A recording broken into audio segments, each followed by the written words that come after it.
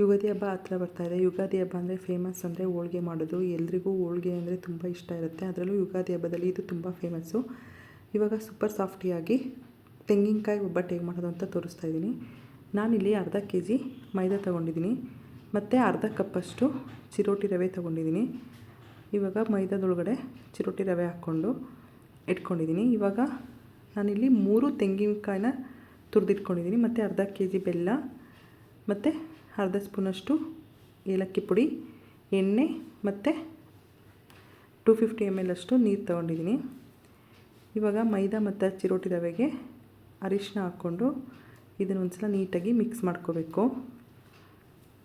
Mix ಮಾಡ್ಕೊಂಡಾದಮೇಲೆ ಸ್ವಲ್ಪನೇ ನೀರು ಹಾಕ್ಕೊಂಡು ಹಿಟ್ಟನ್ನ ನೀಟಾಗಿ ನಾದ್ಕೋಬೇಕು. ಸ್ವಲ್ಪನೇ ನೀರು ಹಾಕ್ಕೊಂಡು ನೋಡಿಕೊಂಡು ನಾದ್ಕೊಳ್ಳಿ. ಈ ಥರ ಒಂದು 5 ನಿಮಿಷ ನೀಟಾಗಿ ನಾದ್ಕೋಬೇಕು ಸಾಫ್ಟ್ ಆಗೋವರೆಗೂ. ನೋಡಿ, ಈ ಥರ ಅಂಟ್ಕೋಬಾರ್ದು. ಆ ಥರ ನೀಟಾಗಿ ಸಾಫ್ಟಾಗಿ ಕಲಿಸ್ಕೊಂಡು ಇವಾಗ 1 ಸ್ಪೂನಷ್ಟು ಎಣ್ಣೆ ಹಾಕ್ಕೊಂಡು ಮತ್ತೆ ಒಂದು ನಿಮಿಷ ಈ ಥರ ನೀಟಾಗಿ ನಾದ್ಕೋಬೇಕು. ನಾವು ಎಷ್ಟು ಸಾಫ್ಟಾಗಿ ಕಲಿಸ್ತೀವಿ ಅಷ್ಟು ಸಾಫ್ಟಾಗಿ ಹೋಳ್ಗೆ ಬರುತ್ತೆ. ನೋಡಿ, ಈ ಥರ 1 ನಿಮಿಷ ನೀಟಾಗಿ ನಾದ್ಕೊಂಡಾದಮೇಲೆ ಈ ಥರ ನೀಟಾಗಿ ಒಂದು ಉಂಡೆ ಕಟ್ಟಿ ಇಟ್ಕೊಳ್ಳಿ. ಇವಾಗ ಇದಕ್ಕೆ 4 ಸ್ಪೂನಷ್ಟು ಎಣ್ಣೆ ಹಾಕ್ಕೋತಿದ್ದೀನಿ. ಈ ಥರ ಎಣ್ಣೆ ಹಾಕ್ಕೊಂಡು ಎಣ್ಣೆಯಲ್ಲಿ 1 ಅವರ್ ನೆನೆಸಿಟ್ಕೊಂಡ್ರೆ ತುಂಬ ಸಾಫ್ಟಾಗಿ ಚೆನ್ನಾಗಿ ಬರುತ್ತೆ. ಇವಾಗ 1 ಅವರ್ ಹೀಗೆ ಬಿಡೋಣ. ಅಷ್ಟರಲ್ಲಿ ಹೂರಣ ರೆಡಿ ಮಾಡ್ಕೊಳ್ಳೋಣ.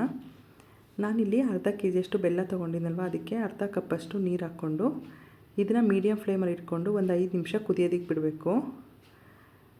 ಇದನ್ನು ಒಂದೆಡೆ ಪಾಕ ಬರುತ್ತಲ್ವ ಅಷ್ಟು ಮಾಡಿಕೊಂಡ್ರೆ ಸಾಕಾಗುತ್ತೆ. ಜಾಸ್ತಿ ಗಟ್ಟಿ ಆಗೋ ಥರ ಎಲ್ಲ ಮಾಡ್ಕೋಬಾರ್ದು. ಅದು ಕುದಿಯೋ ಅಷ್ಟರಲ್ಲಿ ಇಲ್ಲಿ ತೆಂಗಿನಕಾಯಿ ರುಬ್ಕೊಳ್ಳೋಣ.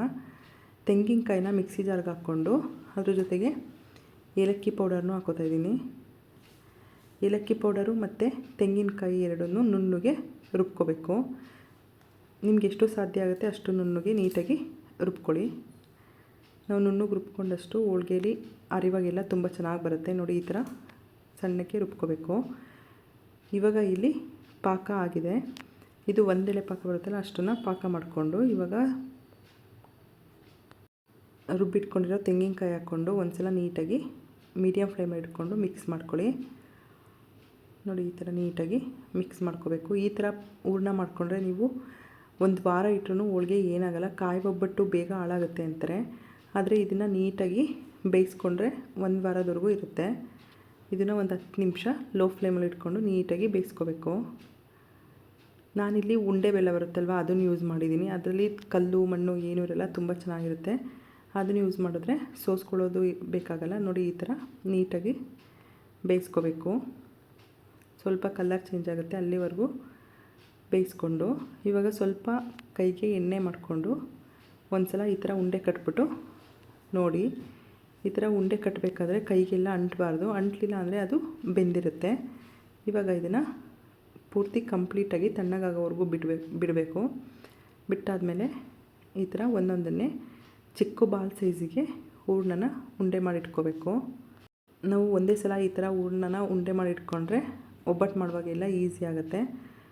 ನೋಡಿ, ಇವಾಗ ಹಿಟ್ಟು ಕಲಸಿಟ್ಟಿದ್ವಲ್ಲ ಅದು ಕೂಡ ಚೆನ್ನಾಗಿ ನೆಂದಿದೆ. ತುಂಬ ಸಾಫ್ಟಾಗಿ ಚೆನ್ನಾಗಿ ಬಂದಿದೆ. ಈ ಥರ ಹೇಳಿದ್ರೆ ಈ ಥರ ಬರಬೇಕು. ಇವಾಗ ಸಪ್ರೇಟಾಗಿ ಎಣ್ಣೆ ಇರುತ್ತಲ್ವ ಅದನ್ನೇನು ಕಲಿಸ್ಕೊಳ್ಳೋದು ಬೇಡ.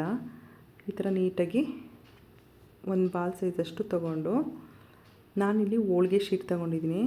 ಹೋಳ್ಗೆ ಶೀಟ್ಗೆ ಸ್ವಲ್ಪ ಎಣ್ಣೆ ಹಚ್ಕೋಬೇಕು. ಇದರಲ್ಲಿ ಮಾಡಿಕೊಂಡ್ರೆ ತುಂಬ ಚೆನ್ನಾಗಿ ಬರುತ್ತೆ ಹೋಳ್ಗೆ. ನೋಡಿ, ಈ ಥರ ಸ್ವಲ್ಪ ಸ್ಪ್ರೆಡ್ ಮಾಡಿಕೊಂಡು ಇವಾಗ ಹೂರಣ ಮಾಡಿಟ್ಕೊಂಡಿದ್ವಲ್ಲ ಅದನ್ನು ಹಾಕ್ಕೊಂಡು ನೀಟಾಗಿ ಈ ಥರ ಫೋಲ್ಡ್ ಮಾಡ್ಕೋಬೇಕು.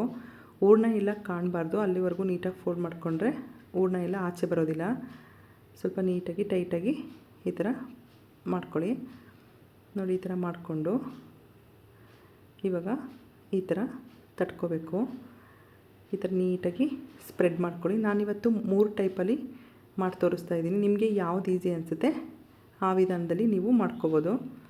ನೋಡಿ, ಈ ಥರ ನೀಟಾಗಿ ಸ್ಪ್ರೆಡ್ ಮಾಡ್ಕೋಬೋದು. ಕೈಯಲ್ಲಿ ಮಾಡಿಕೊಂಡ್ರೂ ಕೂಡ ಈ ಥರ ಮಾಡ್ಕೋಬೋದು. ಈಗ ಕಾಯ್ದಿರೋ ತವಾಗೆ 1 ಸ್ಪೂನಷ್ಟು ಎಣ್ಣೆ ಹಾಕ್ಕೊಂಡಿದ್ದೀನಿ. ಇವಾಗ ಹೋಳ್ಗೆ ಮಾಡಿಟ್ಕೊಂಡಿದ್ವಲ್ಲ ಅದನ್ನು ತವ ಮೇಲೆ ಹಾಕ್ಕೋಬೇಕು. ಈ ಥರ ಹಾಕ್ಕೊಂಡು ಸ್ವಲ್ಪ ಪ್ರೆಸ್ ಮಾಡಿ ನಿಧಾನಕ್ಕೆ ರಿಮೂವ್ ಮಾಡಬೇಕು. ಇಲ್ಲಾಂದರೆ ಹಿಂದೆನೇ ಅಂಟ್ಕೊಂಡು ಬರುತ್ತೆ. ಅದಕ್ಕೆ ನೀಟಾಗಿ ನಿಧಾನಕ್ಕೆ ಈ ಥರ ರಿಮೂವ್ ಮಾಡ್ಕೊಳ್ಳಿ. ನಿಮಗೆ ಎಷ್ಟು ತೆಳ್ಳಗಾಗುತ್ತೆ ಅಷ್ಟು ತೆಳ್ಳಗೆ ಬೇಕಾದರೆ ಈ ಪೇಪರಲ್ಲಿ ಮಾಡಿಕೊಂಡು ಈ ಥರ ಡೈರೆಕ್ಟಾಗಿ ಹಾಕೋದ್ರಿಂದ ಚೆನ್ನಾಗಿ ಬರುತ್ತೆ. ಇವಾಗ ಒಂದು ಸ್ವಲ್ಪ ಬೆಂದ ಮೇಲೆ 1 ಸ್ಪೂನ್ ಎಣ್ಣೆ ಹಾಕ್ಕೊಂಡು ಮಡ್ಚಾಕ್ಕೊಂಡು 2 ಸೈಡು ನೀಟಾಗಿ ಬೇಯಿಸ್ಕೋಬೇಕು.